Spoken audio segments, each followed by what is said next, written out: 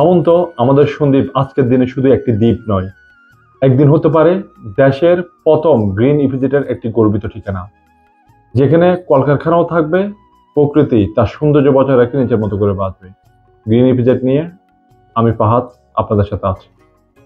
একটি আদর্শ green EPZ করতে 300 থেকে 500 একর বা তারও অধিক জায়গা লাগতে পারে। এটি পরিকল্পিত হলে ভাবুন তো এটির প্রভাব কত বেশি হবে, চিন্তা করা যায়। এখন প্রশ্ন আসে, সন্দ্বীপের কোথায় এই গ্রিন ইপিজেড হতে পারে?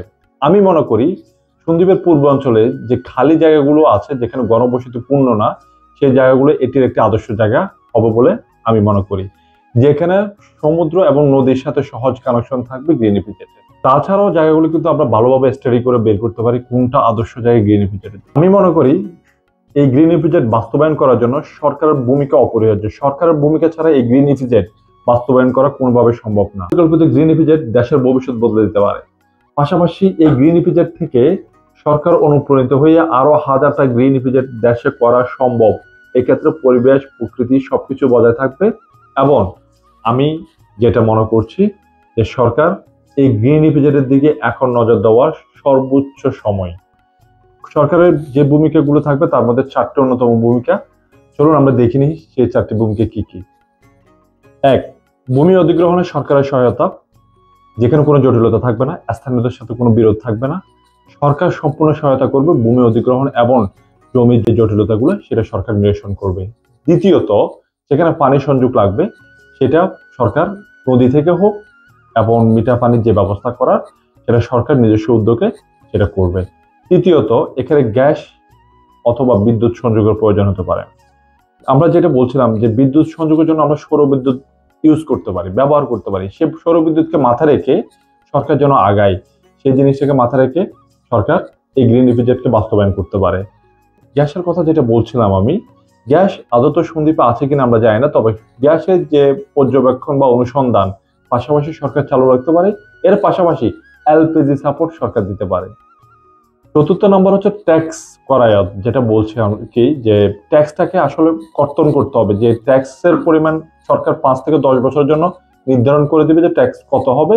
এই ট্যাক্সটা যেন সরকার সুবিধাজনক উপায়ে যে বিনিয়োগকারীদের দিতে পারে এবং বিনিয়োগকারীর সাহস পায় সেই দিকে খেয়াল রাখতে হবে। পাশাপাশি সহজ শর্তে ব্যাংক লোনের ব্যবস্থা করতে হবে, যাতে লোকাল যে বিনিয়োগকারীরা থাকবে তারা যেন স্বপ্ন বা বাস্তবায়নে আগায় আসে। এখন প্রশ্ন আসে যে এখানে আসলে কি কি ফসল উৎপাদন হতে পারে। সরকারকে প্রথম মাথা রাখতে হবে বিনিয়োগকারীদের পাশাপাশি এখানে স্থানীয় যে চাহিদা মেটানোর কথা। স্থানীয় বলতে আমি পুরো বাংলাদেশকে বোঝাচ্ছি, যে আমাদের কোন কোন ভোগ্য পণ্যগুলা আমাদের জন্য দরকার সেটাকে মাথা রেখে সেখানে আমাদের কৃষি বিজ্ঞানীদের দ্বারা গবেষণাগার কেন্দ্র তৈরি করে সেখানে সে পণ্যগুলোকে উন্নত জাতে উন্নতিকরণ করা। এবং পাশাপাশি আমাদের বিনিয়োগকারীদেরকে উৎসাহ দেওয়া যে সামুদ্রিক মাছের যে প্রক্রিয়াজাতকরণ করা, সামুদ্রিক মাছ আহরণ করা। পাশাপাশি আমরা মাংস প্রক্রিয়াজাতকরণ করতে পারি, যেখানে আমি এর আগের ভিডিওতে বলেছিলাম আমাদের গরু এবং দুগ্ধজাত পণ্য উৎপাদন করতে পারি। আমাদের দেশীয় চাহিদা মেটানোর জন্য আমরা যে যে ফসলগুলো আমরা নজর দিতে পারি তার মধ্যে সর্বোচ্চ আমার কাছে প্রায়োরিটি থাকবে সেটা হচ্ছে পেঁয়াজ এবং আলু। এবং পাশাপাশি আমাদের যে সবজিগুলা গ্রীষ্মকালীন সময়ে বা অন্যান্য সময়ে সিজন বাইরে সবজির দামগুলো বেড়ে যায়, সেই সবজিগুলা চাহিদা মেটানোর ক্ষেত্রে আমাদের নজর দিতে পারি আমরা।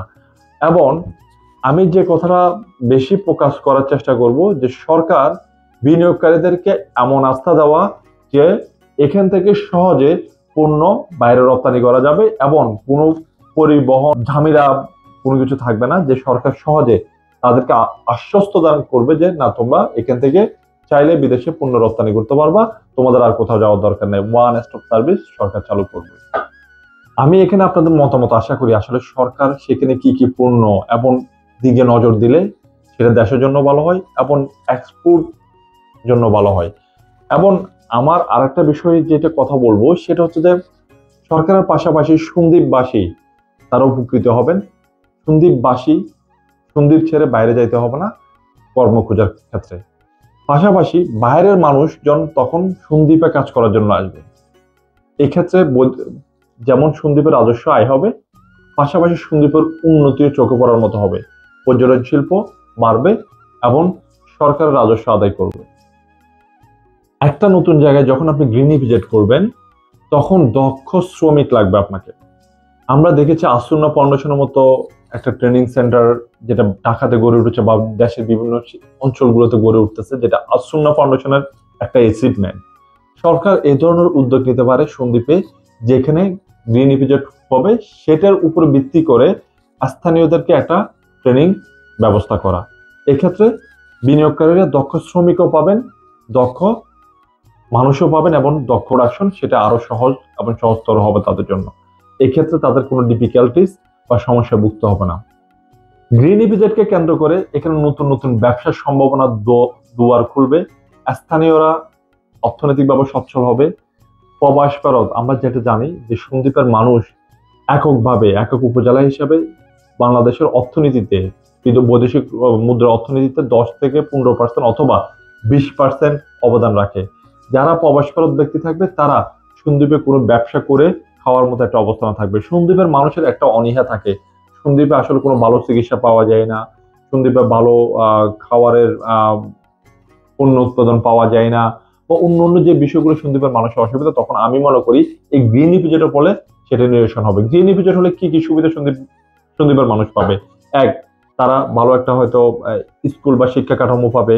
সেকেন্ড, তারা কি পাবে? ভালো বাজার পাবে। থার্ড, এখানে হসপিটাল পাবে, যেখানে সন্দ্বীপের মানুষকে বাইরে যাইতে হবে না। তখন আমাদের চিন্তা থাকবে যখন বিদেশিরা এখানে আসবে অবশ্যই আমাদের একটা কি ভালো মানের একটা হসপিটাল দরকার, যাতে ওনাদেরকে ইমিডিয়েটলি কোনো ইমার্জেন্সি হলে আমরা ওনাদেরকে কি এখানে টেক কেয়ার করতে পারি। গ্রিন ইপিজেড হলে সরকার আসলে অর্থনৈতিকভাবে কেমন উপকৃত হবেন? আমি মনে করি একটা সুপরিকল্পিত গ্রিন ইপিজেড সরকারকে প্রতি বছর রাজস্ব আয়ের 1000 থেকে 2000 কোটি টাকা অর্জন করাতে বা রাজস্ব আদায় করতে সক্ষম হবেন সরকার। সেই ক্ষেত্রে সরকার একটা সুপরিকল্পিত যদি ব্যবস্থা গ্রহণ করে, এক্ষেত্রে বৈদেশিক মুদ্রা অর্জন করা যাবে, এক্ষেত্রে স্থানীয়দের সমস্যাগুলো সমাধান হবে, যেটা আমি বলেছিলাম এর আগের ভিডিওগুলোতে। এক্ষেত্রে গ্রিন ইপিজেডটা কোথায় হবে? আমার মতে আমি যেটা বললাম সেটা হচ্ছে যে পূর্ব দিকে বা পূর্বচরাঞ্চলে হতে পারে। এটা মাথায় রেখে সরকার যদি ভবিষ্যৎ পরিকল্পনা আগায় তাহলে সন্দ্বীপের মানুষও উপকৃত হবে। সন্দ্বীপের মানুষ হয়ে আমি সন্দ্বীপের কথাগুলো সরকারের কাছে তুলে ধরার চেষ্টা করছি। এখন আমার সাথে থাকার জন্য আপনাদের সকলকে ধন্যবাদ। আপনাদের অনুপ্রেরণা পেলে আমি ভবিষ্যতে আরো ভালো ভালো ভিডিও বানাবো বলে আমি আশা রাখি, ইনশাআল্লাহ।